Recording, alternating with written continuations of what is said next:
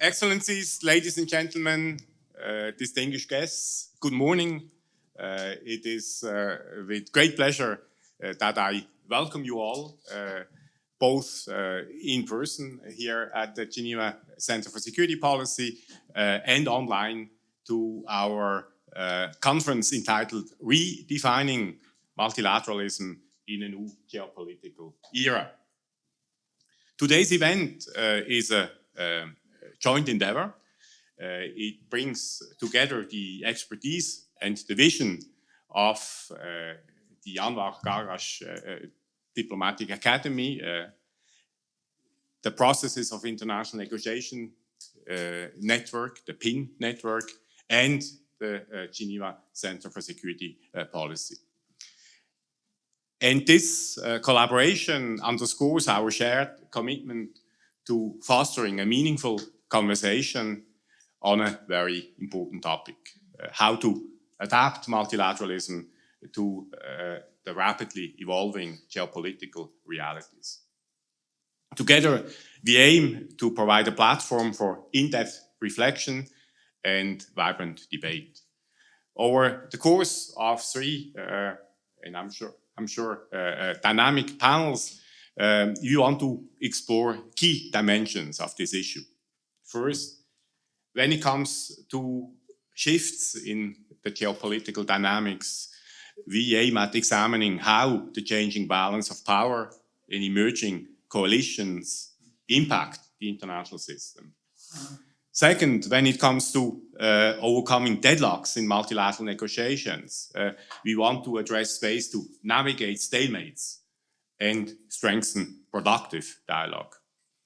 And thirdly, when it comes to inclusivity in multilateral negotiations, we would like to explore how to build processes that reflect a broader range of voices and perspectives in decision making. Now, let me say a few words about why I think this conversation is so important.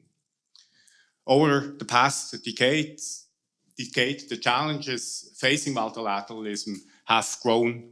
They've grown increasingly complex. Scholars, policymakers, and diplomats alike have raised concerns about the viability of global institutions, the erosion of productive international cooperation, and the future of multilateral diplomacy in general. Major initiatives such as the recent UN Summit of the Future highlight the urgency of these issues. Calls for reforming and strengthening the international system are becoming louder and louder, as the frameworks that underpin multilateralism are increasingly weakened in today's volatile and fragmented geopolitical environment. So the topic is becoming more critical by the day. We are navigating a world defined by a renewed and largely unregulated great power competition, by intensifying political polarization, raising nationalism, identity politics, protectionism, violations of fundamental norms of international law, and open, hot, and protracted conflicts. Each of these challenges poses a specific threat to multilateralism, creating constraints to international cooperation and straining the institutions that have for decades upheld the international order. This shifting reality has profound implications for the nature and the course of international negotiations. The move toward a multipolar world has reshaped the balance of power and drives the formation of new coalitions and alliances. And as traditional power structures evolve, multilateral diplomacy must adapt to reflect and respond to these changing dynamics. Now, let me talk about some of the challenges that I see, and I will mention three. First, the competition between major powers has become increasingly pronounced. The rivalry is reflected in military posturing, in adversarial economic policies, trade wars and sanctions, and efforts to expand spheres of influence in regions such as the Indo-Pacific, in Eastern Europe, in Africa. These tensions have a disruptive effect on functioning of multilateral institutions, as they are often used as tools to advance unilateral agendas rather than as instruments for fostering cooperation. Moreover, in today's fragmented geopolitical landscape, coalitions, both formal and informal, have become increasingly important actors in the multilateral system. As traditional institutions struggle to adapt, coalitions are emerging as more flexible mechanisms for addressing specific global or regional challenges, creating opportunities, but of course also introducing new complexities. These past years, we saw the emergence of several of these kinds of coalitions, such as the G7, the G20, the BRICS, or the Shanghai Cooperation Organization, representing clearly a diversification of global leadership and challenging the traditional dominance of a few global players. At the same time, minilateralism, which consists of smaller, more flexible coalitions focused on specific issues, is emerging as quite an appealing alternative to traditional inclusive multilateral frameworks. These clubs, often purely interest-driven without any common value base, often include small and middle powers, and they can provide innovative ways to tackle global or regional challenges in rather effective ways. However, their proliferation also risks further fragmenting the international system, raising important questions about inclusivity and also about coherence. In summary, coalitions represent both a challenge, but also an opportunity for multilateralism and international negotiations. They offer new ways to foster cooperation and tackle global and regional issues, but they can also cause fragmentation and put inclusivity at risk. Second, political polarization. Polarization coupled with the rise of nationalism, the rise of identity politics, has created significant obstacles to international negotiations, leading to deadlocks. Leaders advocating nation-first agendas prioritize domestic interests over global commitments, leading to the weakening of alliances, the withdrawal from multilateral agreements, and resistance to international norms. Nationalism and, I would argue, transactionalism are global trends that put into question the very nature of multilateral institutions and diplomacy. Multilateral institutions, organization, and processes also have an impact on deadlocks. Outdating voting procedures, lack of enforcement mechanisms, and slow bureaucratic processes can stifle innovation and prevent timely responses to crises, thus reinforcing unilateral and transactional agendas when facing multilateral challenges. And this is one of the reasons why reforming institutional frameworks is seen as an essential way when we look for innovative solutions. So reforming institutional frameworks being key to overcoming structural deadlocks. Reforming in the sense of revising voting mechanisms, creating more flexible processes to reframe discussions, empowering the chair, or incorporating more inclusivity. And this leads me to my third and last point. But before I will do so, I would like to point to the obvious. Reforming multilateral institutions requires the buy-in of member states and often hindered by the very voting mechanisms that we want to reform in the first place. Now, my third and last point. Inclusivity in multilateral negotiations is often associated with the improvement of effectiveness and legitimacy. Inclusivity meaning ensuring that underrepresented voices, be they from the global south, be they from small states, indigenous people, that they would have a seat at the table and a say in the discussions. It also involves addressing power imbalances that influence decision-making and agenda setting. A case in point is clearly climate finance, where developing countries, and in particular smaller developing countries, often bear the burden of inaction.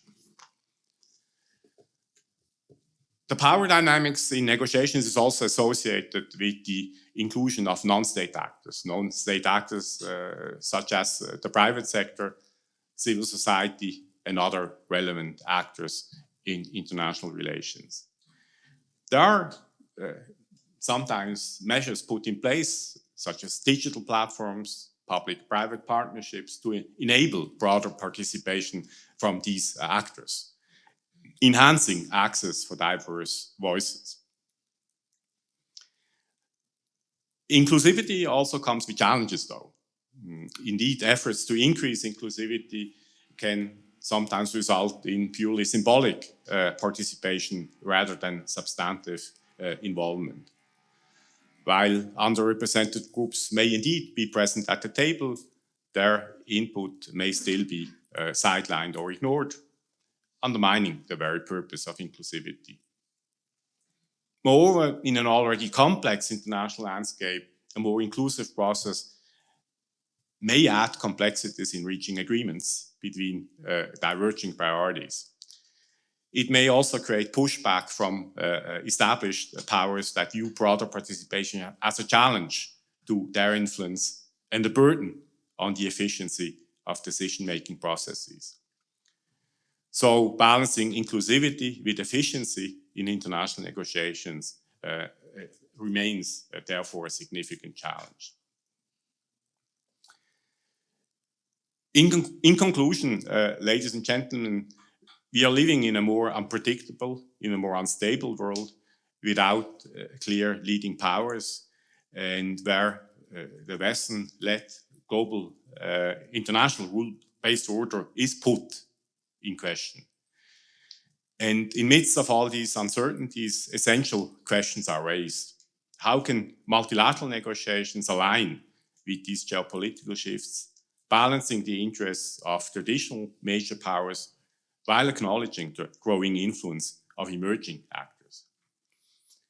How can we overcome deadlocks, threatening consensus building and decision-making in a complex and diverse international negotiation framework? And finally, how can we foster more inclusive, effective cooperation to address the needs of a diverse and interconnected world? Our discussions today will hopefully go beyond simple institutional reforms to examine the very heart of multilateral processes, decision-making, negotiation strategies, and the power dynamics that shape outcomes. By focusing on these aspects, we hope to reply to these underlying questions by identifying actionable solutions for advancing multilateralism. We are here today gathering in the Maison de la Paix, the House of Peace, in midst of international Geneva. Geneva, a city that stands as a symbol of international cooperation and diplomacy. I think this provides an excellent setting for our conversation.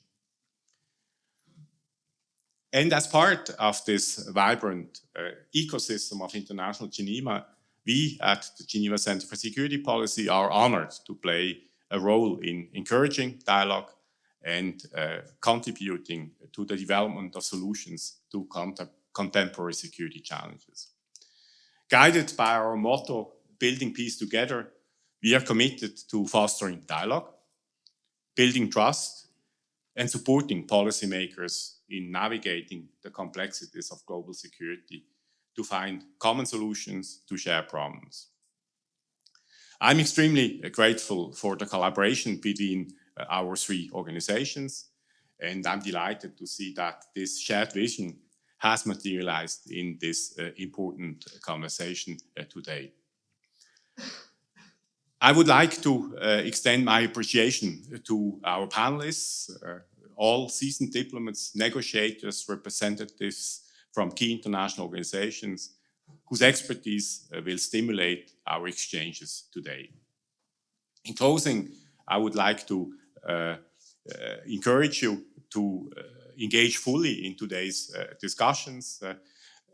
Let this conference be a contribution, hopefully an important contribution to redefining multilateralism and forging new pathways for cooperation in a complex and interconnected world. So thanks again for joining us. I wish you an enriching and inspiring day ahead. And I have now the honor of giving the floor to Dr. Mohammed Al-Daheri. He's the Deputy Director General of the Anwar Gargash Diplomatic Academy. Mohammed, you have the floor.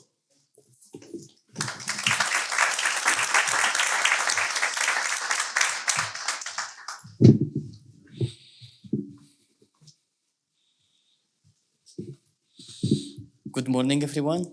Bonjour and Assalamu alaikum. Your Excellencies, Ambassador Thomas, distinguished guests, it's my pleasure to welcome you to this amazing gathering in Geneva.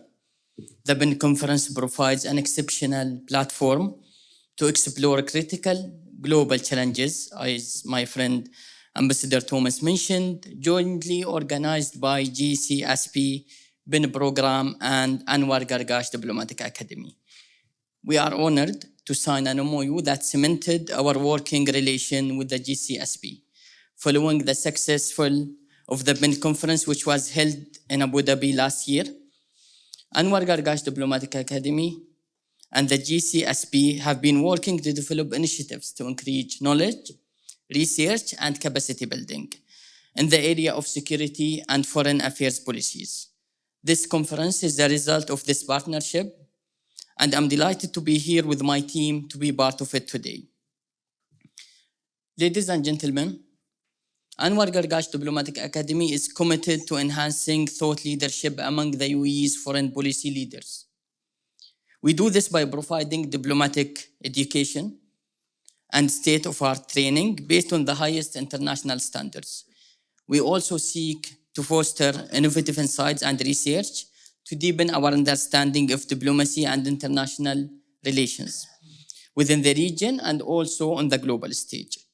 Our partnership with GCSP is about combining our knowledge, expertise, and resources to advance international cooperation in the realm of diplomacy and security policy. The theme of the BIN conference this year is Redefining Multilateralism in a New Geopolitical Era. The challenges of today are immense, and the crises facing my region and the world are pressing. And if not addressed, they will be really dangerous, and the consequences will be really hard on every single part of the world, not only my region. We must therefore continually reassess how we understand multilateralism and how we can adapt or rethink traditional frameworks in order to address these challenges. Nowadays, it's not only about national interest, it's about the international interest in certain situations. This means encouraging inclusive dialogue that accommodates diverse perspectives and prioritizing cooperation on a pressing issue is a necessity, it's not a luxurious thing. This conference will address the current diplomatic and negotiation challenges, explore potential innovative solutions in governance, and examine the processes, outcomes, and potential avenues for innovation in the multilateral negotiations. Ladies and gentlemen, nowadays we are surrounded by conflicts. Russia and Ukraine, Palestine and Israel, Syria, Sudan, Yemen, Libya, different parts of Africa, trade wars, protectionism, you name it. So I hope that the following 2 days will shed the light on how diplomacy can be collaborative and inclusive in addressing international trade, global health, climate change, human rights, and also the rise of AI and other technologies, and how that will impact not only our life, but also how we can conduct our new ways of diplomacy. I hope that our engagement with these topics can pave the way to new ideas, new insights that can reinforce international cooperation and multilateral discussions. To conclude on my behalf and the GCSP, I want to thank all participants and organizers for joining us in Geneva. And I wish you a productive and an inspiring day and conference. Thank you all.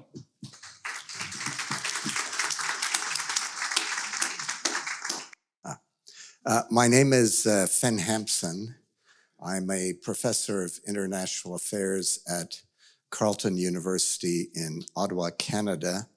I also serve as a member of the steering committee of PIN, Processes in International Negotiation, which is very pleased to partner this conference with our two hosts, the Geneva Center for Security Policy and the Anwar Garash Diplomatic Academy. I should probably say a few words at the beginning so you know what PIN is. It's not a new virus. It's a group that has been studying international negotiation since 1987. In other words, we've been in existence for roughly 36 years.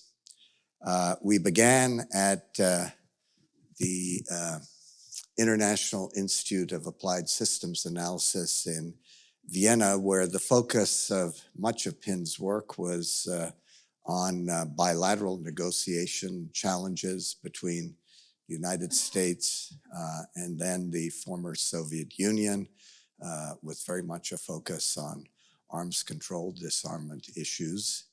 I think it's fair to say that our dual home, if I can use that term, in Geneva and Abu Dhabi really reflects in many ways not only how the world has changed and the importance of multilateral negotiation processes, multilateral diplomacy, the fact that we live in a multipolar system where there are many centers of power and influence, not just at the geopolitical level, but also at the regional level.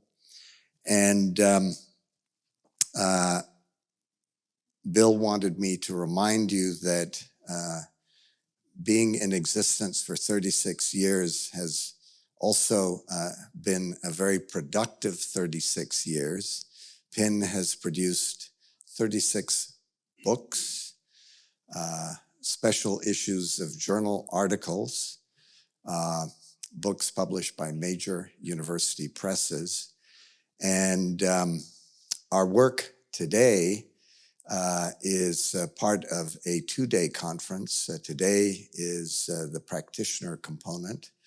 Tomorrow is the academic component, where scholars and scholar practitioners will be looking at a wide range of negotiation challenges, multilateral negotiation challenges on such issues as internet governance, military AI and nuclear nonproliferation, women and peace, negotiations within the United Nations Security Council on security issues, and more broadly, the challenges of conflict management, trade, human rights, health and pandemics, climate change, and sustainable development.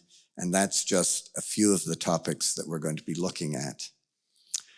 Today, I think it's fair to say We want to benefit from the insights of practitioners, and too often academics spend most of their time talking to each other and not really talking to people who are at the coalface, if I can use that term, of international relations.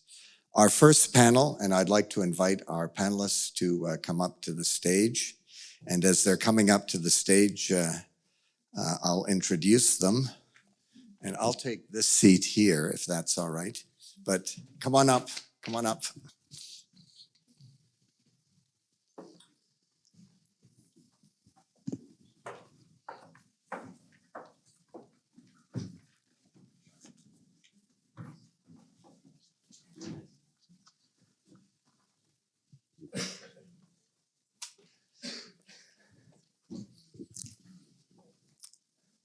So you'll have the benefit of reading the bios of our distinguished panel, which are available on the table just outside the room. I suspect you've picked them up.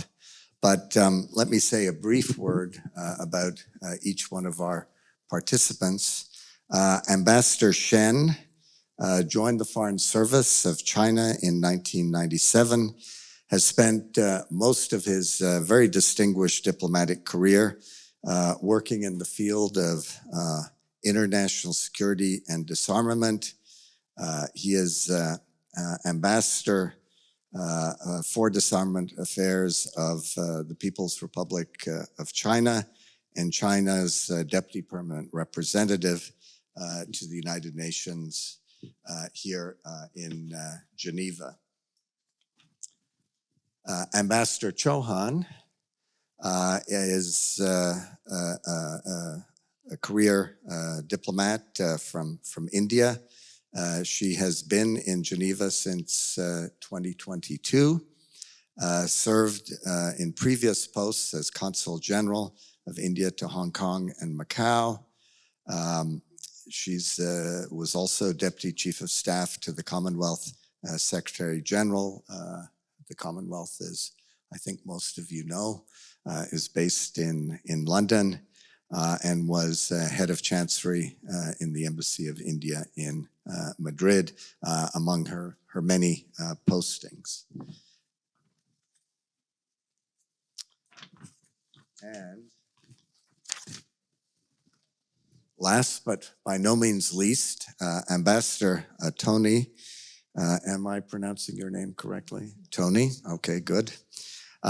Is the Deputy Permanent Representative of Switzerland to the United Nations and obviously the other international organizations based here in Geneva, including the Conference on Disarmament.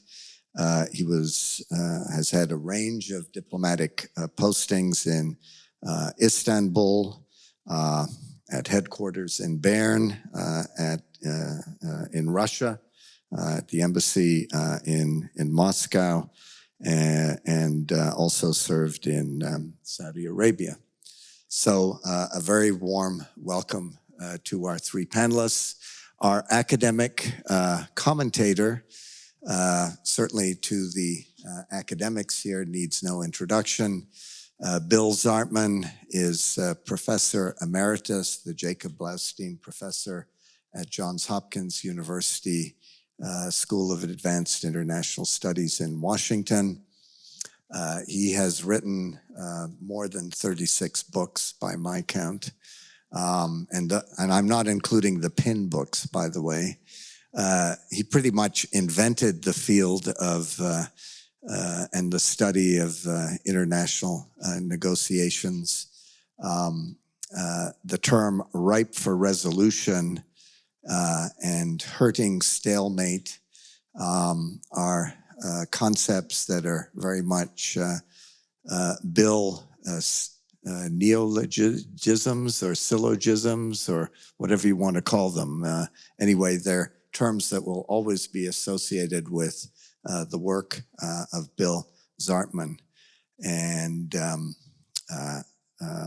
if you Google him, many pages will come up of his very distinguished writings. We're going to, in this first panel, I lot of papers here. We're going to be looking at how the shifts in geopolitical dynamics are affecting the performance of multilateral institutions and also negotiation processes within those institutions. The panelists received a number of questions in advance, and I know they've given a lot of thought to them, and they do have each one of them some short prepared thoughts. But let me throw out my first question, and then you can offer your reflections on it. In today's multipolar world, how do you see the evolving geopolitical landscape impacting international negotiations and the practice of diplomacy? And since all of you are negotiators, how has it affected your role as a negotiator, and how have you adapted to some of the changes that are clearly taking place in the 21st century, although we're now in the third decade of the 21st century. So, Ambassador Shen, why don't we begin with you? Thank you. First, thank GCSP for hosting this event. It's really a pleasure to be here. Actually, the invitation was sent to my PR, and I share with my co-panelists that they said that it's about security. So he asked me to be here. About the questions, indeed I have the question, and but I don't have very prepared statement. Sometimes I read some books. There is some reference to Chinese negotiators that we always refer to prepared talking points to participate in the negotiations. So that might not be very effective. So I'm thinking about right now there are discussions going on in Tempers, in Palais de Nation on PwC related issues. Maybe in such kind of settings, it will be more effective and more productive as far as the negotiations concerned. Comparing of the 37 years achievement you have, I participated my diplomatic service maybe 26, 27 years. I can say that's not very good track record in terms of negotiation in the field of arms control and disarmament, because mostly I focus on arms control and disarmament. Some of the implications of geopolitical tensions already referred by Ambassador Greminger. My feeling is quite similar. Several weeks ago, I was participating in an event in Brussels, similar assessment, polarization, fragmentation, and politicization. Because we see more and more tendency for taking votes. Yes, there are so many votings taking place in the first committee in New York. 2,000 votings were taken place on 77 resolutions, including texts and separate paras. It fully demonstrates that there are polarizations. Politicization, quite often we see member states accusing each other who is politicizing the discussions or the negotiations. But it is very difficult to judge. And fragmentations, due to the different priorities and different negotiating coalitions, there are more and more initiatives, and there are fragmentation of negotiations going on. So I see these major impact by the geopolitical tension. Of course, there are tensions between major countries which have implications, including whether some major countries can sit together to coordinate and to discuss relevant issues, which is very important for successful negotiation. And how do we adapt to such kind of change? Number one, I think we need to be more politically sensitive, because every issue can become a political issue, given the current situation. So even procedural issues can be politicized or be used as a way to make some political statement. Second, it's more and more difficult to reach consensus. So we need to be more innovative how to achieve consensus, make best efforts to achieve consensus through innovative ways. And thirdly, I think most importantly is that we need to adapt our mindset to the new geopolitical situation, because constantly you can hear from China that Cold War mentality. So we think this is a fundamental issue, because for negotiators, if you perceive the other party as an adversary or an enemy, and you perceive the negotiation as a zero-sum game, it will be very difficult to achieve a consensus result. I will just stop here. Thank you. Thank you very much, Ambassador Chen. That's a great start to our conversation. I thought your 3 points are very important ones. Ambassador Chauhan. A very good morning to all of you. And firstly, I'd like to, of course, thank all three organizers of today's event, especially GCSP. I think this is a very valuable opportunity, not just for the ones who are listening to us, but also for all of us to learn from each other. And yes, just like Ambassador Shen, the invitation was initially for my PR, but I'm so glad that I got the opportunity to share thoughts. To the question immediately, I think while I do have some points, I don't have prepared remarks. I feel now that I should have had. But, while we are saying that multipolarity is what is affecting and impacting international negotiations the most, I think that we must recognize it's not the only thing which is impacting the way that international negotiations are developing.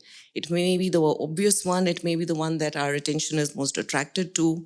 But when I sat and I thought about it, maybe it's simply because the post-war multilateral structures are incomplete and outdated.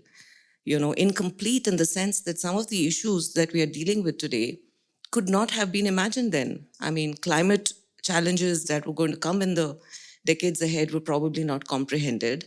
Things like digital and AI was probably not even imagined, and outdated to the extent that the kind of power structures that we all spoke about, the fact that you would have to accommodate them in the future, the fact that the world would not remain in this kind of a static was probably not imagined in the way the governing structures were made. So maybe we're just dealing with structures which have, outlived their time. And we're looking at the environment, but we also need to look internally at the structures themselves. And then when I think about the fact that what is it that we really plan to achieve from negotiating? Why do we get together in a room and why do we talk to each other?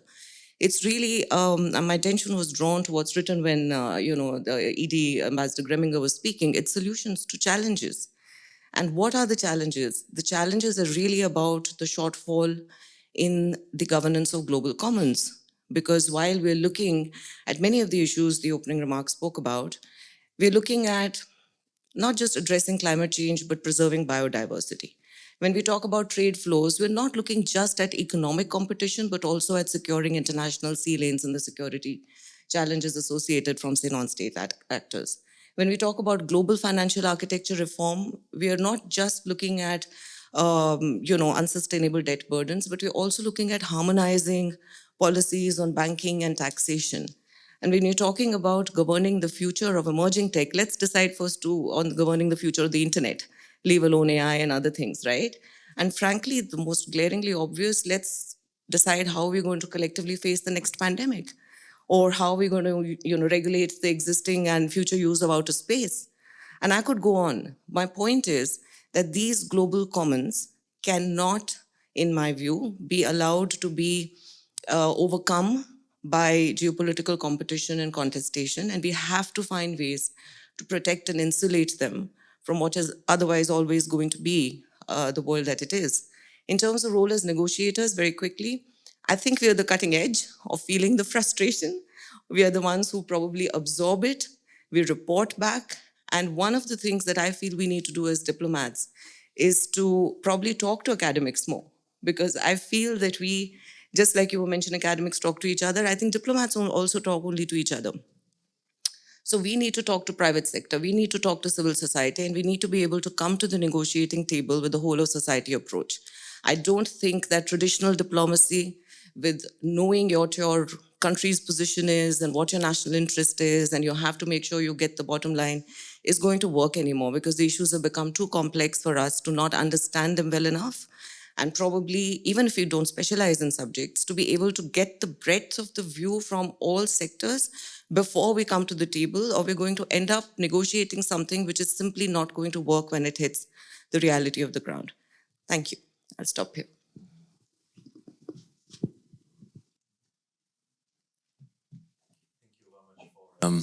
For the invitation. I'm very glad, and I would like also to thank the three organizations, and especially GCSP for organizing the meeting of today. I would agree very much about what has been said by Ambassador Greminger and also my co-panelists about the state of the world. We also witnessed the same kind of developments. We have, I think, both things. This is a shift in the power structure of the world. That means we have new coalition emerging and with new interest being formed. But at the same time, we have also major challenges with very large wars affecting a very large amounts of civil population that can be both in Ukraine or in the Middle East, in Gaza. And it has, of course, the effect of polarizing the diplomatic relations and the interstate relations.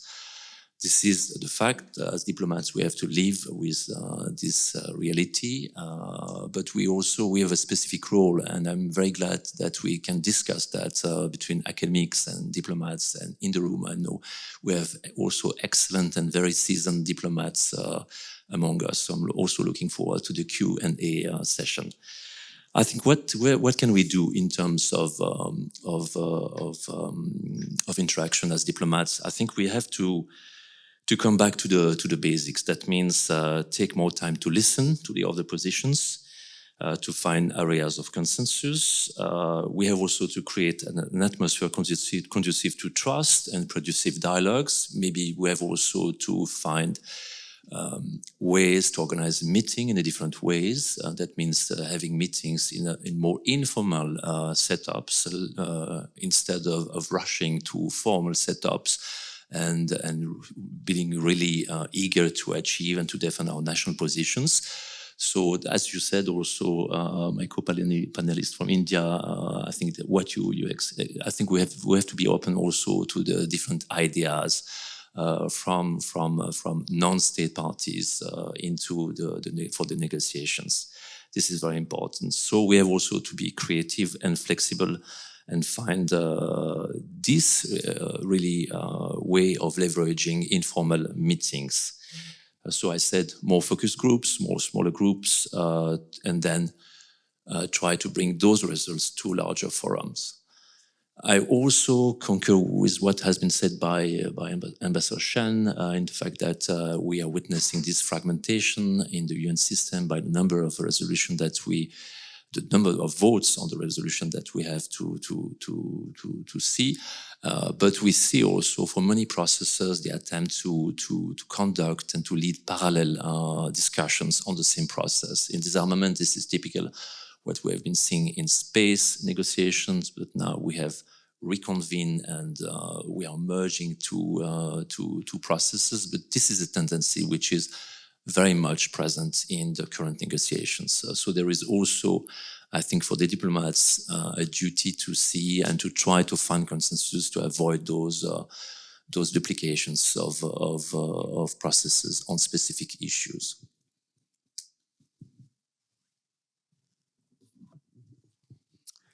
Thank you very much. Just to pick up on some of the points that the three of you raised, fragmentation, the difficulties of reaching consensus, and as Ambassador Chauhan said, a sense that existing institutional structures and frameworks are not up to the challenge.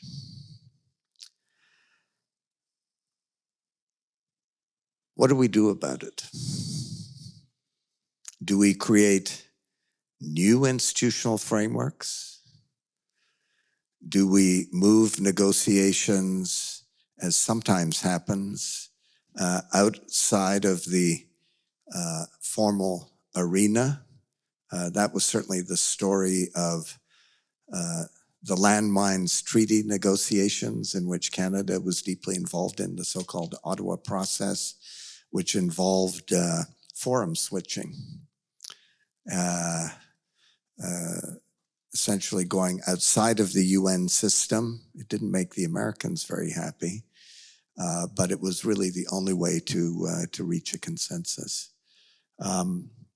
Is that what we do? Ambassador Chen, what are your thoughts? In the disarmament, we always say that the Conference on Disarmament is the sole or the multilateral negotiating body.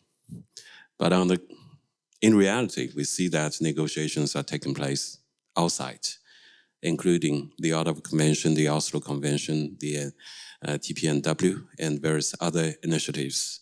And some of the negotiations are taking place in the UN framework. There are so many, there are proliferations of GGEs, OEWGs. So we see the traditional negotiating body is losing its authority. As far as China is concerned, we would prefer to stay in the Conference on Disarmament because it involves every major military capability countries. So to ensure the authority or effectiveness of a possible disarmament treaty, it is very important to stay in the Conference on Disarmament. Of course, there is a representation issue.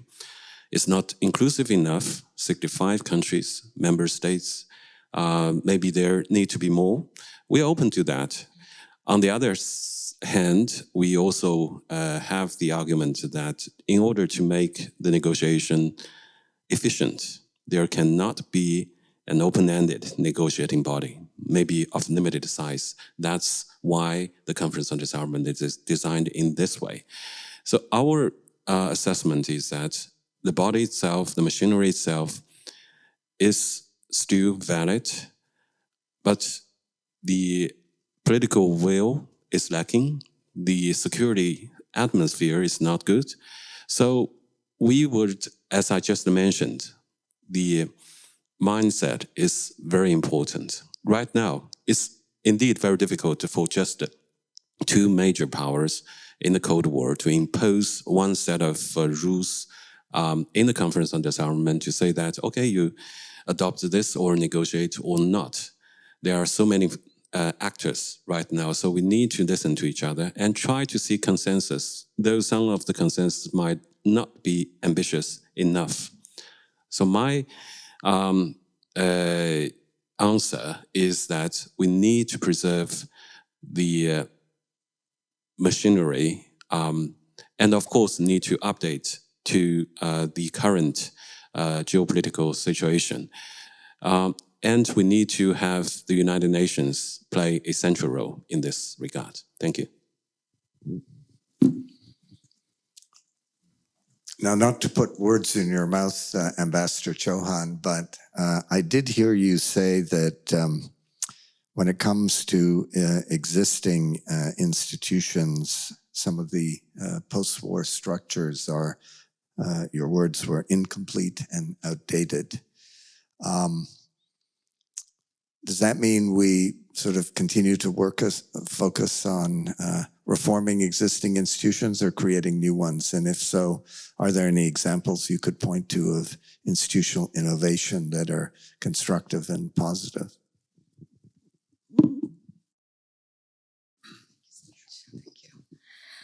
So yes, I did think that I was setting myself up for that.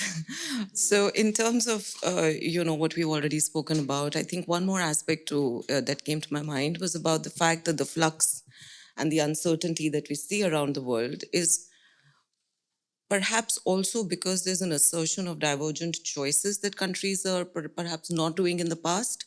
I'm talking also of values and worldviews, which I think is something that we are conscious of in the background, and a sense of fatigue from people who and countries who have in the past traditionally played leadership roles, possibly because of their domestic policies or pressures, but not judging either of these two things, just recognizing that they're there. And in that background, if you're going to start having this kind of analytical framework of declining powers and rising powers and the way we've thought about it in the past, it's simply not going to work in the reality of multipolarity, right? So just adding that bit from what I had said earlier, and moving to what do we do? So of course, it's either reform or create new structures. Now, reform is something we've all spoken about, but I think in the opening remarks, some of the challenges to that was mentioned. Some of them are very inexplicable, frankly, to India, who's been talking about it for a long time in terms of the delays in the security architecture in the UNSC, but it is what it is. And so we move to looking at new ones.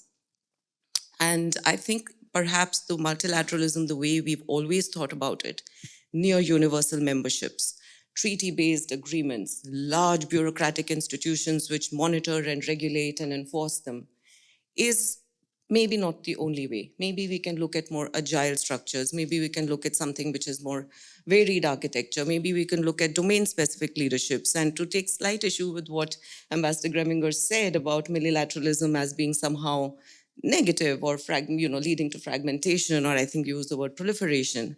I think that our goal is not to preserve multilateralism. Our goal is to find solutions. So if there is an understanding that all the people in the room should like each other and should agree with each other, and that's the only way we can move forward, that in my view is simply not the task of diplomacy, because if there are no differences, what is there to resolve?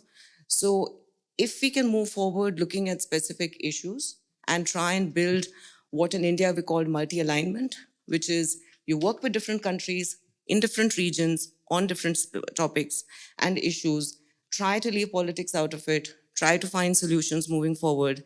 And as my colleague from China said, look for consensus, look for common minimum ground that can move that issue forward. In terms of examples, I mean, they're the famous ones of Quad and BRICS. But then I'd also like to also talk about the lesser known ones, which I think is equally relevant to this discussion, like the CDRI, which the Coalition for Disaster Resilient Infrastructure, which India has tried to put together as a coalition. Or we have the ISA, the International Solar Alliance. We've also spearheaded the International Big Cat Alliance, looking at biodiversity. So I think in summary, my point is to move away from old ways of thinking, trying to talk about universality as the only way forward.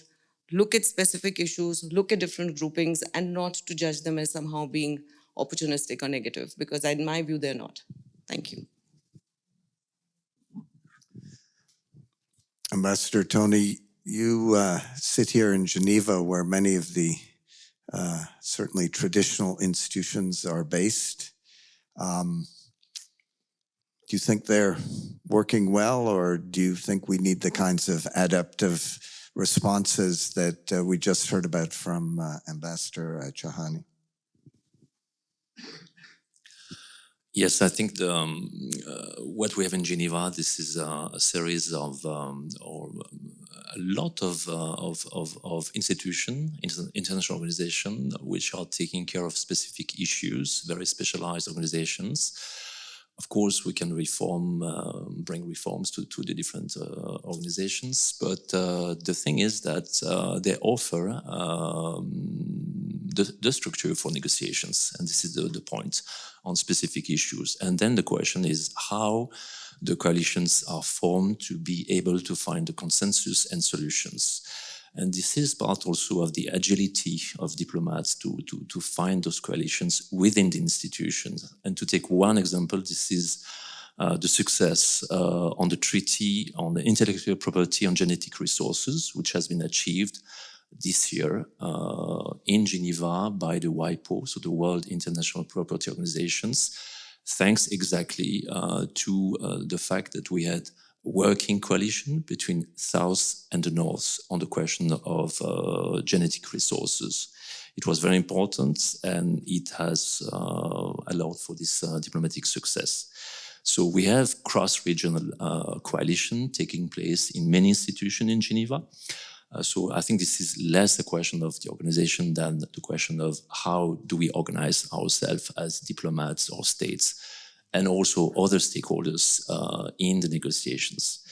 What is very new in Geneva, but also in many different parts of the world when we talk about diplomacy, this is the fact that a number of states and also subgroup try to make their voice to be louder in the negotiation processes. So this is, of course, one challenge that we have to face. The second thing is that often we try to consider issues like human rights issues, but without the civil society.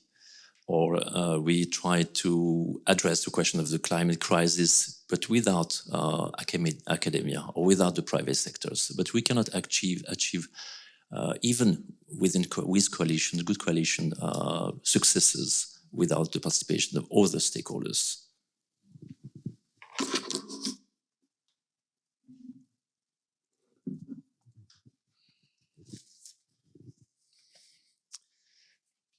You've all touched on this, but when we come to the negotiation process itself, whether it takes place in the arena of formal institutions or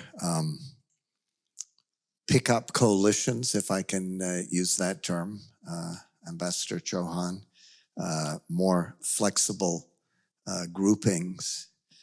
Can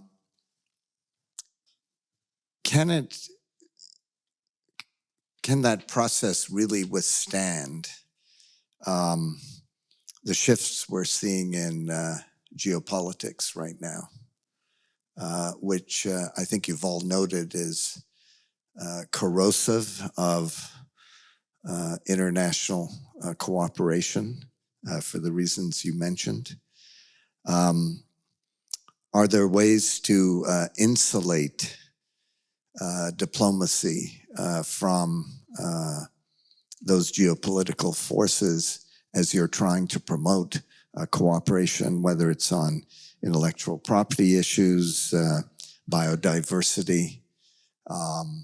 Maybe you could say a bit more about, particularly with the success stories that you mentioned, how you did it and what general lessons emerge from that experience.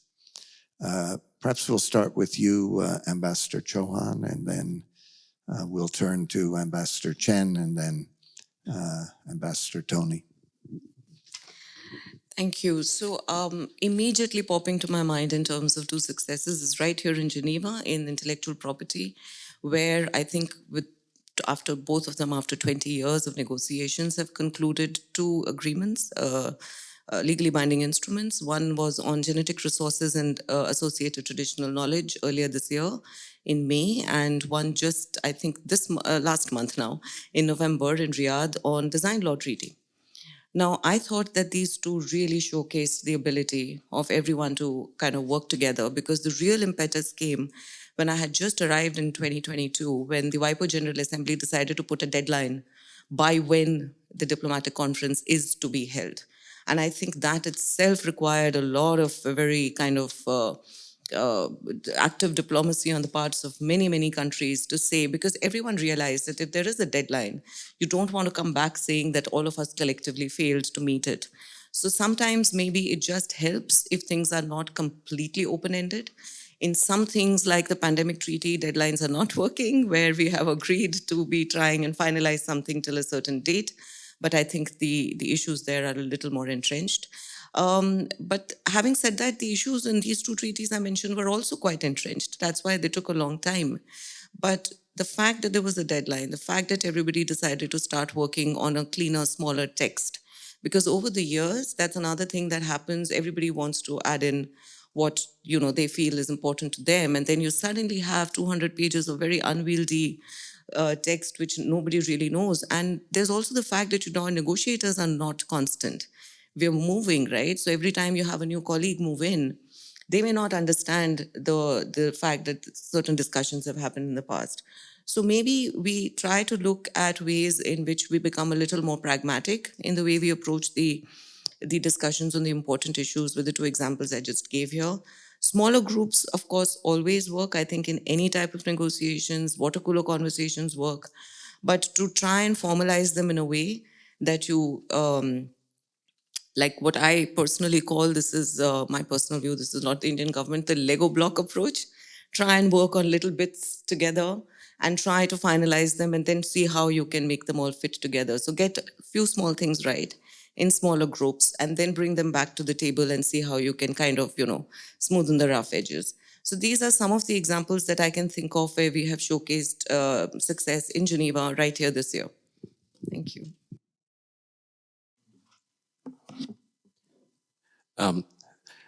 For the two achievements by the WIPO, I really envy that. They can achieve two diplomatic conferences with substantive results and successfully concluding the treaties in 1 year is really very a good sign. And I talked to my colleagues, negotiating teams, why it happens. And there is one argument or explanation that there is a link between the two treaties. And one treaty, the genetic resources, is preferred by global South countries. And the DLT is preferred by the global North countries. So these two groups have mutual understanding that in order to achieve the success of one treaty, we need to have a package deal. So that's my understanding why we can achieve one or two treaties in 1 year. Of course, deadline is important. It provided the momentum for negotiations. As Amanda Zhoushan just mentioned, there is another deadline for the IMB. We missed the first one. There will be the second one. And we are also in the Biological Weapons Convention thinking about whether we need a deadline or we had a deadline for 25 or whether we can have 26. And there are also deadlines for laws issues, these sort of autonomous weapon systems. Sometimes deadline can be effective, but it still needs the political will that, people will always prefer that we have confidence that we have substantive outcome, added value for such agreement. About the groupings, I would prefer alignment, as you mentioned, rather than alliance, because we don't think it should be very fixed groupings. Or the alliance seems to be very strong. Sometimes we reach out to some groupings, including European Union. Member states, maybe a single member state might have different views with the group positions, but it will be very difficult for them to have different voting patterns or negotiating positions because it's a common position for the grouping. Then sometimes it's very difficult for the negotiation to proceed if it's a sticky issue. Other groupings, like the BRICS countries, we coordinate policies, we coordinate positions, we have communiques, but we can have different positions in different negotiations, including between China and India. We quite often have different positions. Such groupings is inclusive, but very open, and it's not very disciplinary. It's not disciplined that member states or states to have one single position. I think such kind of groupings can play a more effective role in multilateral negotiations. Thank you. Ambassador Tony, are flexible coalitions, that's what I'm hearing, flexible coalitions, issue trading, is that how you get agreement and consensus on these very difficult, sometimes intractable issues? Yes, certainly, and I think I refer already to the success as my two colleagues of the two treaties under the WIPO auspices. I think those are clear examples of how coalition can coalesce in a different way to achieve success. And then also, I think there are also moments when there are themes which are larger and where we feel the necessity to really form successful coalition and then to achieve success. And I can name the long discussion about adopting the SDGs, which was essential also. So this is transcending national interest in the common goods of all. And also what has also been mentioned this morning, this is the Pact for the Future, which has been also one example where all the states agreed to negotiate for a long time, long months, and then to get to a result, the Pact for the Future, and also the Digital Compact, and it was also it is one example of multilateralism which succeeds. Of course, those are not legally binding treaties. I mean, especially the Pact for the Futures, but nevertheless, it's a new impetus in multilateralism, and it gives also to the international communities a new compass in which direction are we working. That refers to global challenge, but especially also to disarmament issues, and it's interesting and it's a good source of inspiration. I come back maybe also to one point, which is the question of how do we work in smaller groups, GGs or OAWGs, and as Ambassador Shen mentioned, we have the case of now our work in the group of governmental experts on laws under the CCW, and this is exactly, we have a deadline, we have a clear mandate, we're working on a rolling text, there is a lot of efforts put together by numerous parties, state parties, but also academics to get to a good result by 2026. So we have working processes, and it is also taking place in Geneva.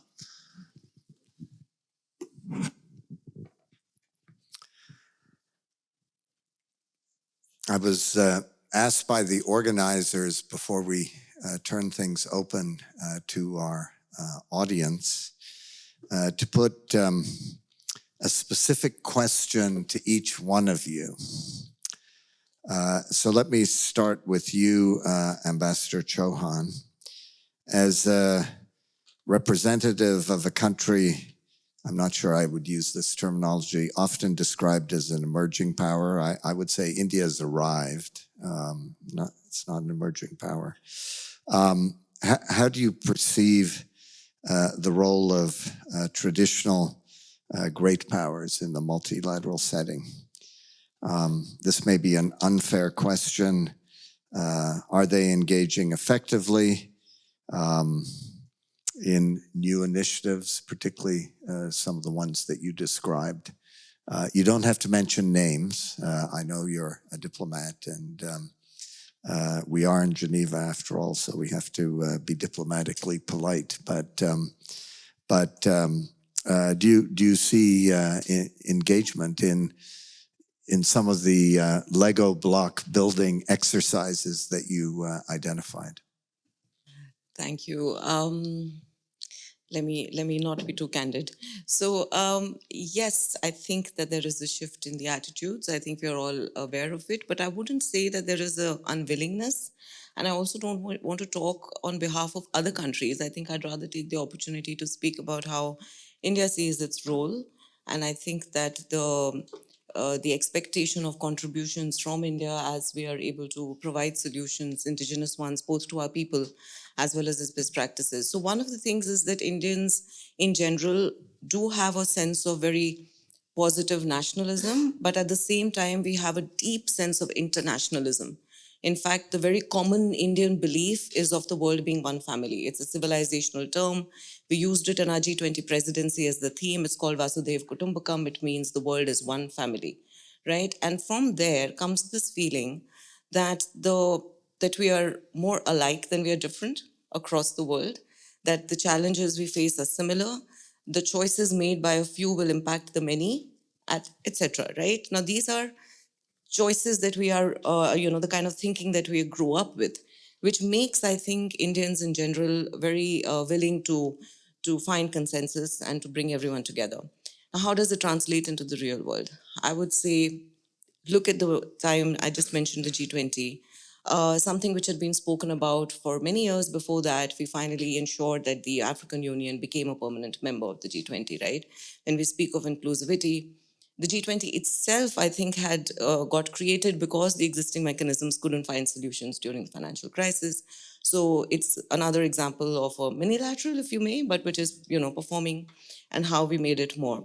The other example I'll give you is of relationships between countries and multilateral institutions in solution-bound ways. I'm talking of the India-UN Development Partnership Fund. Now, this is focused on the SDGs. It's a $150 million USD fund, and it spans 17 thematic SDGs and, kind of make sure that projects are done. The other is the IBSA fund, the India, Brazil, South Africa fund, 3 emerging economies. Incidentally, also the G20 Troika at this time, but which come together as partnerships and fund projects linked to SDGs, which build local capacities, right? So all of these examples, if you try to kind of put them together, you see a sense that maybe there isn't these kind of polarities that we had imagined in the past. Maybe there's a new polarity of countries which can afford to absorb the shocks that the world is providing, and countries which cannot. And therefore, and I mean, you can call it South and North, you can call it what you want, but at the crux of it, it boils down to the fact that if we don't address that there are people willing to contribute more, it does not matter whether they are traditional great powers or emerging powers. I think we move away from labels and we look towards these examples around the world of solutions, and we would be able to move forward together. Thank you.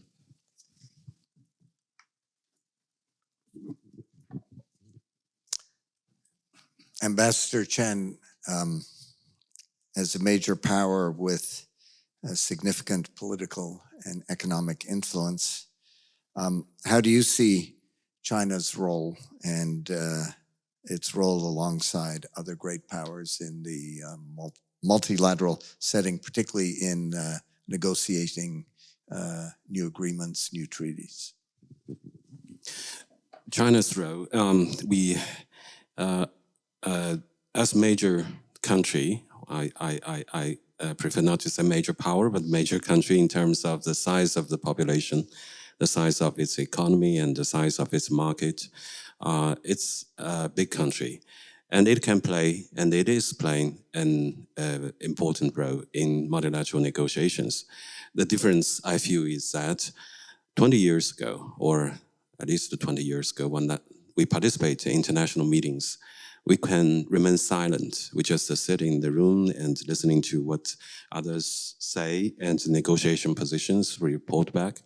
Not too much contributions to the multilateral negotiations. But nowadays, it's quite different. I think many countries are approaching us before the negotiations or in the negotiations, checking with our positions on some of the issues. I think the difference is that our interests is increasing, and there are also many countries expecting China to play a more and more constructive role in multilateral negotiations. I see that for a major country or big country, the role can be constructive, and it can also be destructive. For negotiation to be successful, it's very easy for a major country to. It's not very easy for a major country to make a negotiation successful, but it is. It can play an indispensable role. But for a multilateral negotiation to be unsuccessful, it's very easy for a major country to say no to the negotiation or not participate in the negotiation or even withdraw from the negotiations. That's very destructive. So we see that as far as China is concerned, quite similar to India's approach, we try to contribute to the common good of the mankind, not necessarily for the sake of national interests of China, but we do see that the common security and development of the mankind is in the interests of China's own interests. And I also have personal feelings that when we participate in multilateral negotiations, number one, what's our interests, national interests? Number two, what's the interests of developing countries, global South countries, what they are expecting China to contribute. So we try to coordinate, and of course, the positions of the Western countries is also very important for us to consider. So we not necessarily participate in negotiations for safeguarding our own interests, but also try to be in line with, or in certain circumstances, support other developing countries' interests. So that's the role we try to play. And it's very difficult sometimes when we have internal discussions, which positions we take.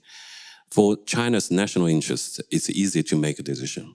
But for the sake of the interests of others, sometimes it's a very tough decision to take. And maybe I just stop here. Thank you. Thanks so much. Ambassador Tony, Switzerland is known as a country that espouses neutrality, is deeply committed to multilateralism and the health of the multilateral institutional order. What more, if anything, can Switzerland do to help stabilize multilateral frameworks given increased great power competition that we're seeing?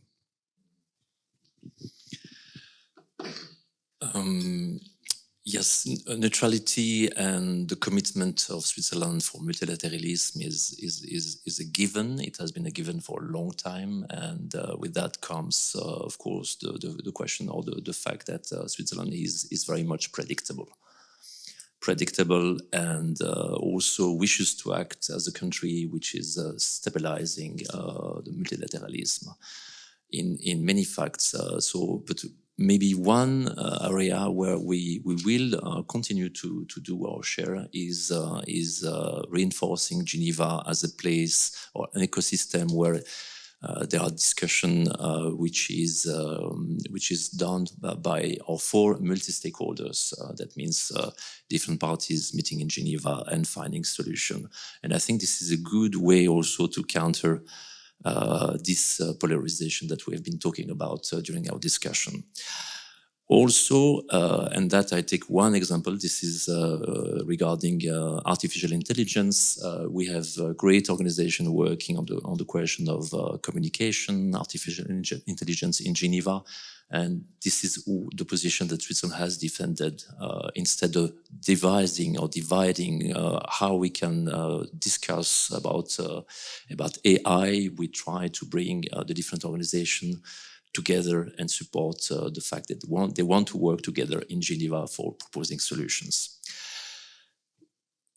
A second thing is that Switzerland is very much in favor of inclusive multilateralism. That means that we try also to empower, support smaller delegations which are represented in Geneva to participate, but first to be established in Geneva and to have their own representation in Geneva. So we are doing what we can also to increase the universalization of Geneva. Now we have more than 180 countries represented in Geneva, and I think this is very important also regarding what has been said by Ambassador Chouan and Ambassador Shen, giving a voice to the Global South. And we need to have also the Global South well represented here in Geneva. But that includes also the smaller island countries or the countries from the Pacific Islands. And this is a way that also to increase to increase the effectiveness of multilateralism. And finally, I would say that we would like also to enhance the participation of non-state actors in the discussions in multilateral negotiations. When we talk about the Human Rights Council, we don't see solutions without the NGOs, without the civil society. So we are very much also in favor of good interaction, also a good system which allows the civil society to take part into the negotiation if they cannot travel to offer also hybrid conferencing. And this is something that we are very much in favor. And we try within the fifth committee also to have a mandate for hybrid conferencing at the UN level, including also in the Human Rights Council.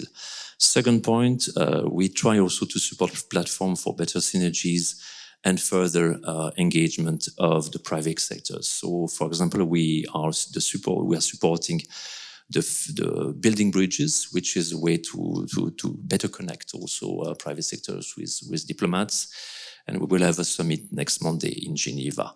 And then we need also to have a better interaction between science and diplomacy, and to work with organizations which are very much interested into this interaction. That means that can be the GCSP, so the 3 centers of Geneva, and then also GESDA, which is a new organization in charge or interested into anticipating diplomacy.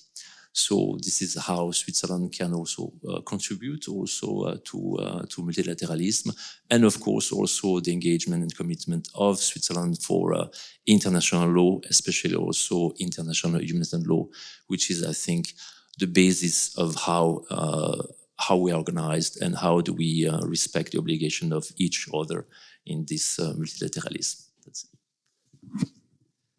Thank you very much. Before I turn things over to the audience, we do have a PIN respondent, Bill Zartman, who will offer a few words of reflection and synthesis of what he has just heard. And Bill, I did see you taking careful notes, so I know you have something to say.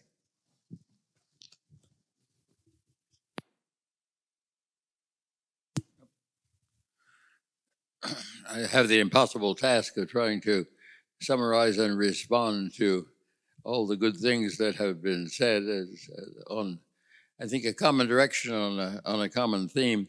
I think we have to remember, first of all, that there's a difference between multilateralism and multilateral negotiation. Multilateral negotiation means there are lots of parties negotiating, each with its interest.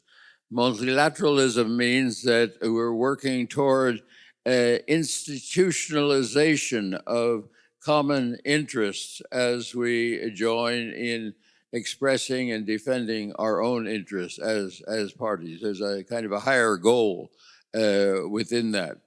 In a multilateral negotiation, we have to remember that unlike bilateral negotiations, there is no structure. In bilateral negotiation, there are 2 parties with 2 interests facing each other, and they seek to come to some kind of an agreement. In multilateral negotiations, there is no structure. You don't know who the friends are, how do the interests come together, and one of the first jobs is to look to try to overcome that complexity. In that search, seems to me that the job of middle parties, I don't say lesser parties, middle parties is very important. They try to find bridges and joint possibilities among the various stronger multilateral parties. We did a study some time ago on the nuclear test ban treaty, and everybody was there with their own interests, all of us here at this table. But in addition, there were some parties that were there with the interest of bringing interests together, what they called bridge builders or something like that, of which Canada, Fenn, was an important role player in that type of position. And these were people whose interest was, in addition to their national interest, was an interest in getting the treaty together, and the value of the treaty would be testified by the agreement of the parties. So they got a treaty together, but not enough people ratified it, but that's life. I think we have to remember, too, that negotiations don't take place simply when there's a nice goal out there. Negotiations take place when the parties find themselves stuck in a situation that they can't resolve unilaterally. And that sticking, that stalemate hurts.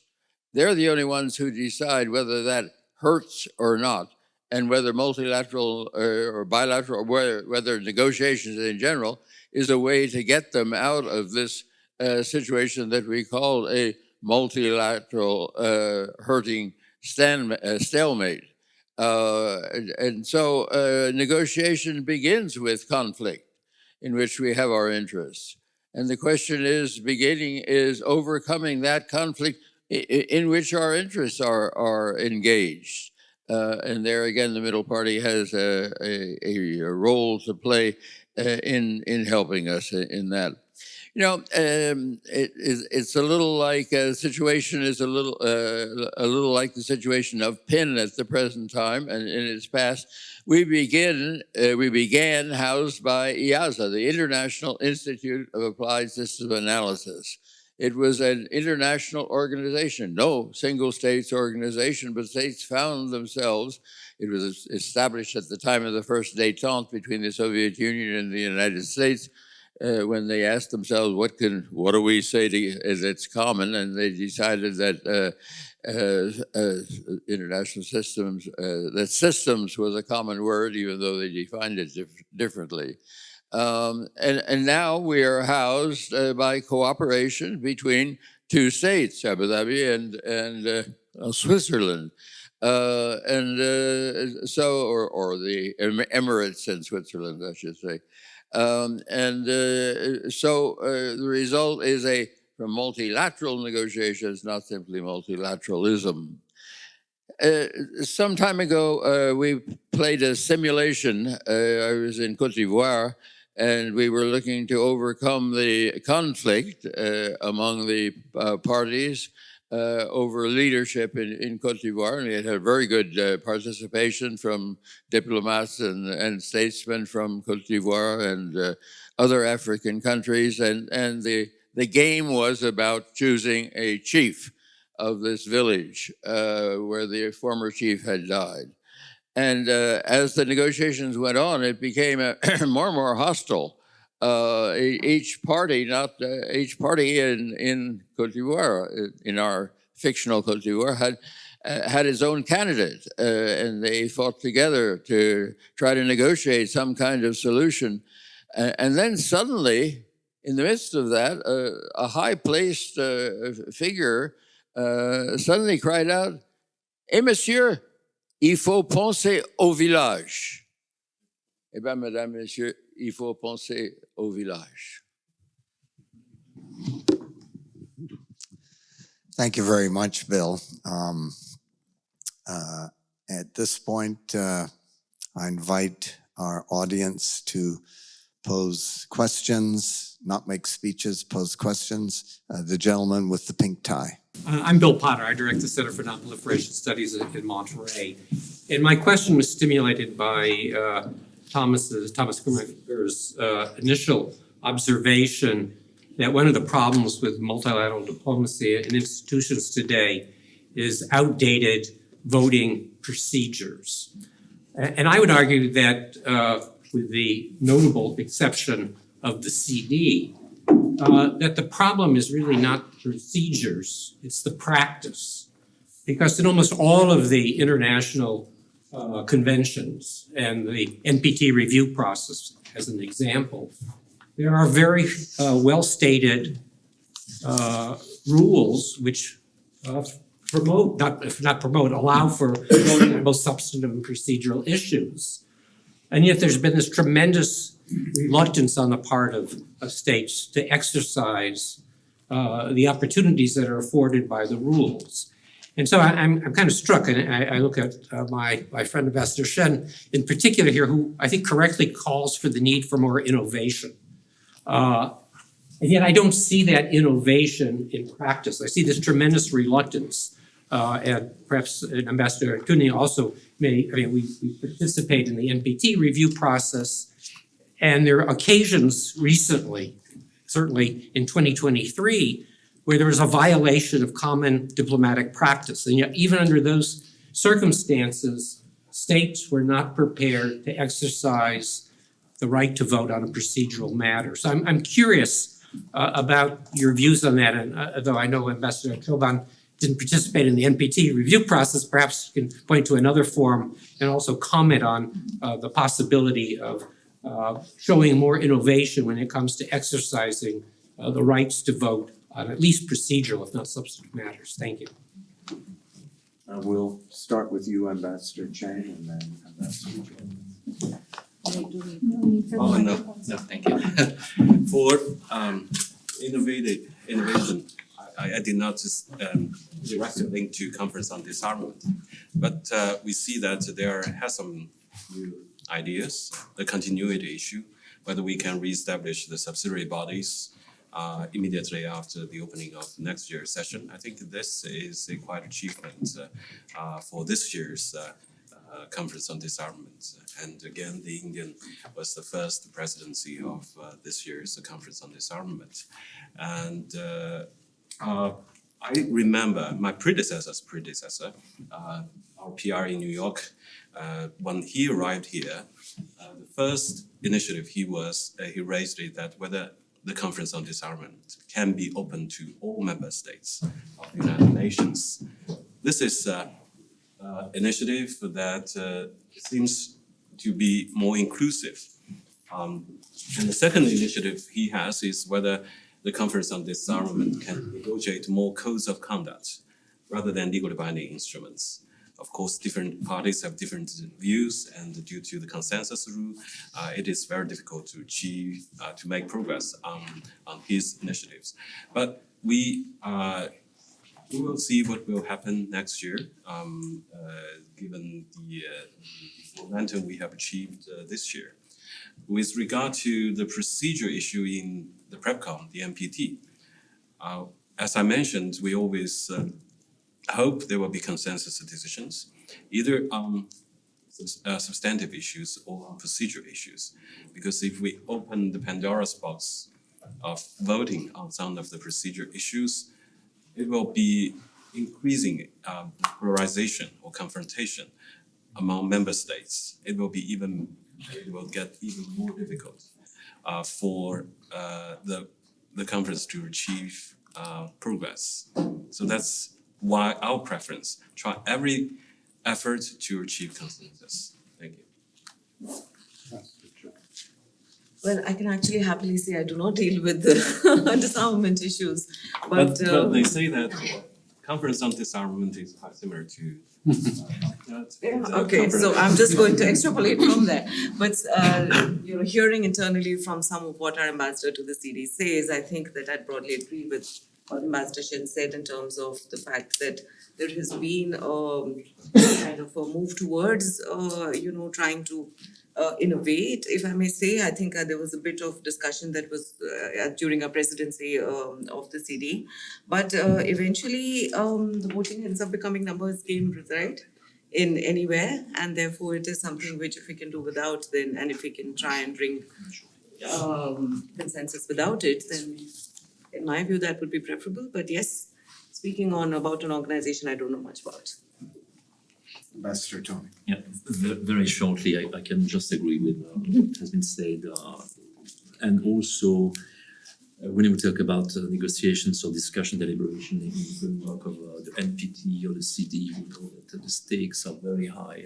We discuss about topics which are also touching about on high security issues for many states. We can understand why the rules of the consensus is important, and the rules of procedures are very important. Also supporting the fact that we are motivated, or we should be motivated to find a consensus. But at the same time, the question of the consensus should not be abused in a way to stop deliberation or to stop pre-reflection about a specific issue that needs to be talked and deliberated.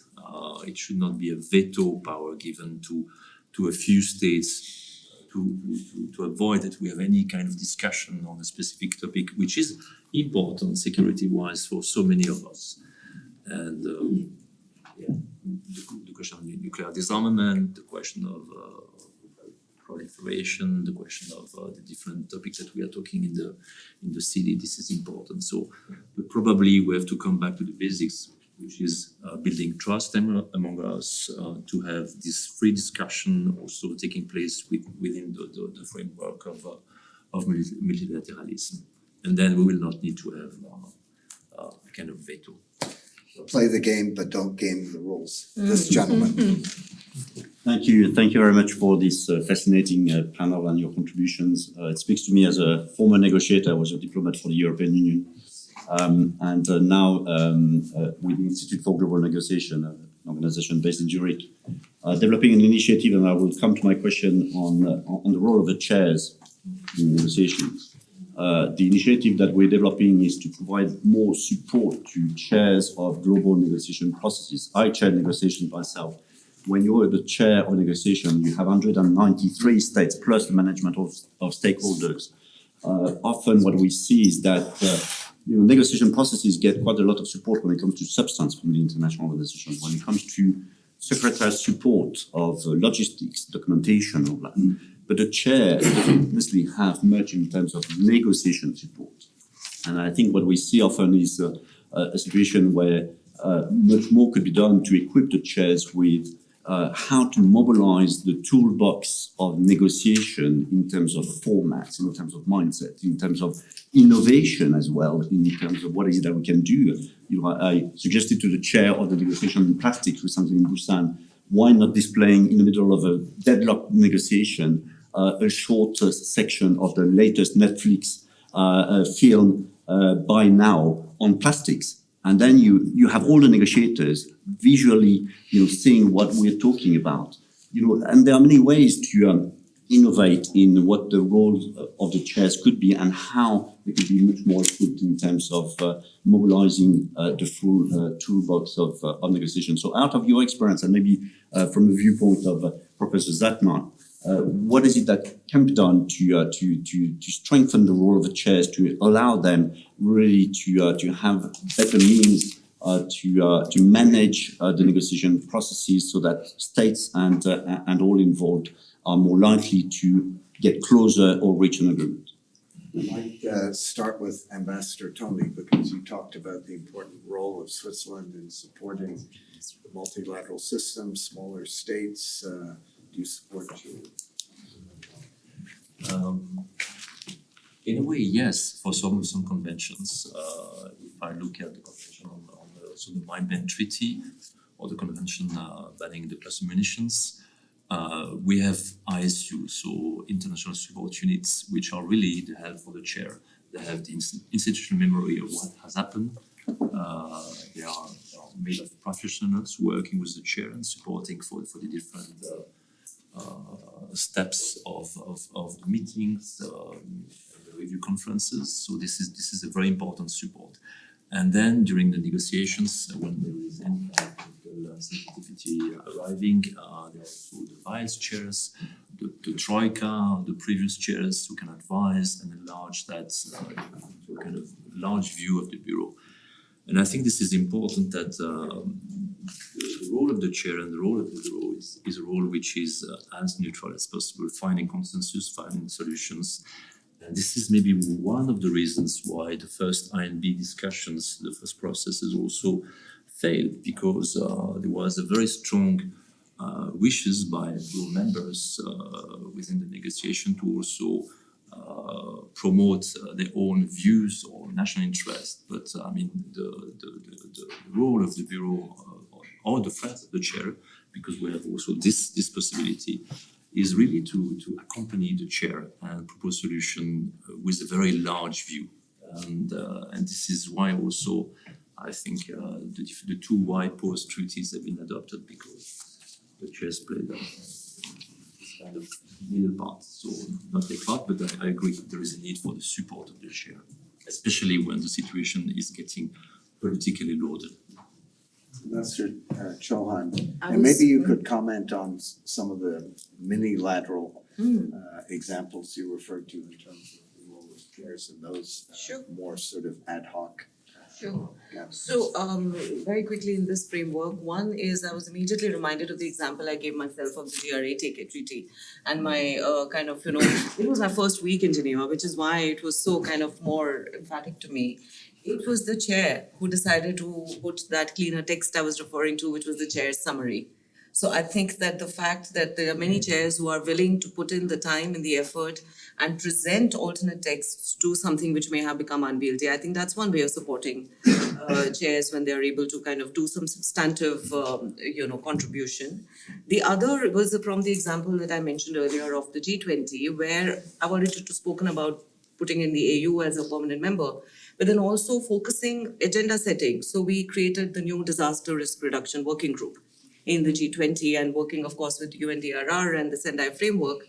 So there's also about recognizing which can be like focused of priority. So I would say that these two things are ways that chairs, but I really love the idea of Netflix that you gave as an example, or wherever, whichever platform, not endorsing anyone, of maybe sometimes having more visual reminders to the negotiators of what it is that they're trying to address.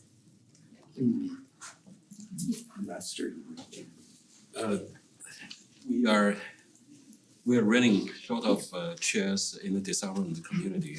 And, 2 weeks' time, we will have states parties meeting in the BWC. It seems that the Western group does not intend to apply for or to chair the states parties meetings, and NAM countries are also having difficulties to select or having chairs volunteer to chair the meeting of states parties.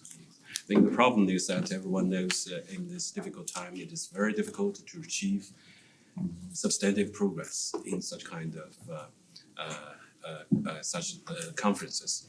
On the other hand, we think the chair plays a very important role.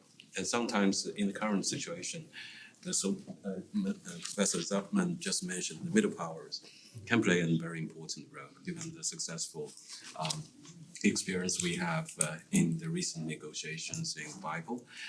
For example, Saudi Arabia and Brazil and other countries, they can talk to everyone.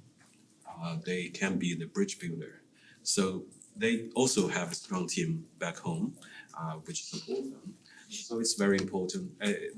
Such countries can play a very important role as chair or president of international conferences or multilateral negotiations. Secondly, I also think it's very important to have very strong, capable secretariat and supporting the negotiations, because indeed there are changing of negotiating teams for different member states. But the institution memory should be there for the secretariat, for the institution itself. They can provide very strong support to the president or the chair of the negotiations, as well as providing relevant knowledge for different parties participating in the negotiations. So it's very important to strengthen ISU in this regard in the BWC. So, Thank you.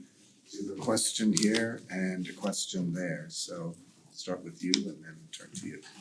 Thank you very much. A really fascinating panel. My name is Suri Moon. I'm a professor of practice here in our International Relations Department, and I lead our Global Health Center.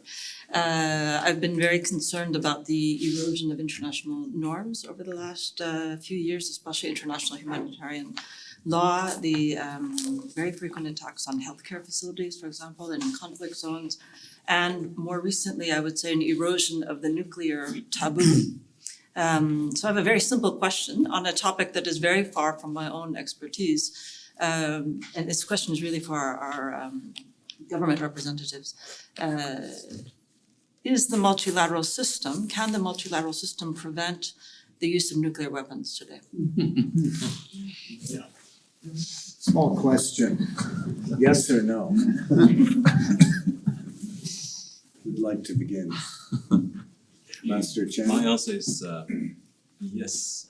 there are various international mechanisms, the NPT, various resolutions adopted by the UN General Assembly, and you mentioned about taboo. So there is taboo there, and nowadays it is really very difficult. But at least we need to reaffirm such taboos, and from political perspective, it can have some implications. Yesterday, I was participating in the ICRC annual appeal, and we participate in the initiative of the ITRL initiative. I think the purpose is to reaffirm our commitment to the international humanitarian law, and including the taboos you refer to, not to use nuclear weapons and no nuclear war should be fought. Of course, it's very difficult bilaterally, trilaterally, and multilaterally to achieve substantive progress to further the disarmament progress. But we will not give up, and we will try our best to, as we are right now doing as coordinator among the P5. I think a meeting is taking place in a Middle East country for the coordinations among the nuclear weapon states, at least providing a platform for each other to reduce the risk of nuclear escalation. Short answer I'd like to give. Diplomacy will prevent the use of nuclear weapons. Multilateral negotiations or platforms are one form of diplomacy. They'll contribute. But at the end of the day, it will be dialogue and diplomacy. Yes, I think exactly the same. I think we have these multilateral forums. They are important. This is the way when we talk about non-proliferation treaty, to see that there are efforts by many states also to engage. That can be risk reduction discussion, also of transparency and accountability toward the P5. Those are initiatives which are reinforcing the role and the responsibility of each of us in a treaty. And I hope it will. It's a good way to increase trust and also to deter from the use of nuclear weapons. One last question. Thank you very much. Camille Petit, I'm the French ambassador for disarmament here in Geneva. And after we had a question on the chair, I would like to ask a question about the groups. Because, I mean, of course, at first the disarmament frameworks, but I think that this concerns all the frameworks. But the disarmament frameworks have been built around, for historical reasons, of course, on the three groups, so EEG, WEOG, NAM, and or G21, an extension. So, and we also have sometimes a group of one. The European Union is divided between EEG and WEOG.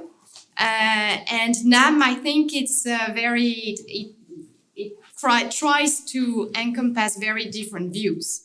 So shouldn't we move from these political groups to some more regional groups? Wouldn't it help the negotiations? So, thank you. Great question. So, who'd like to take that one? Ambassador Chilhan. Well, we work in regional groups in the organizations I work for, handle, and they don't always work as, I think the grass is always greener. And there are sometimes discussions even on whether groups should be bound just by geography. There has been one in one of the study groups in ITU, I recall, in the last one, where we were proposing to have one based on, sea boundaries instead of just land masses. So all I'm saying is that every time we try to do a new kind of a structure, sometimes it gets caught up in the similar discussions. But I think every organization has its own groupings. I know WIPO has very historically, odd ways of grouping countries together. I'm sure CD is something my colleagues would be able to speak about more. But whatever works, I think, in a particular organization. Ambassador Chen. Sometimes a group of one, it's quite easy to participate without any coordination. So I see that there is a tendency certain country move out of the grouping to be a group of one. But when we discuss that in this argument, sometimes we say that we should stick to the established practice. Just for pragmatic matters, if we negotiate how to design the groupings, it will be very difficult. Even we need to amend some of the conventions and treaties. For example, the Geopolitical Era Convention, how to select the Executive Council members, and in terms of IEA, there is also the issue where Kazakhstan should belong to, whether to regional group or political group. So my preference will be stick to the established practice. Right now, there are some issues, including the EEG. We hope that this kind of establishment can facilitate some dialogue or discussions among the countries within that group. Try to resolve some of the issues. It at least to provide a platform for such kind of dialogue. The dialogue will always facilitate the solutions. Master Tony, is Switzerland a group of one? So it's a member of the group of Western group, of course, but we see the point of the I see the point of the question, Kenny, and the fact that's also the fact that we are acting within groups. It's setting the patterns and setting also the direction of countries to act in one in one movement, one group, and then maybe reaching or trying to reach one specific goal. But I see that there are many possibilities also to act between the different groups and the rules of countries, especially middle-sized countries, is really to act as bridge builders between among the different groupings. We have a challenge here. Yes, of course. And speaking as a Canadian, Western European and other group, we're the other in that group, and it doesn't always work to our advantage as when we're running for the Security Council. The Europeans vote for themselves and we vote for us. So.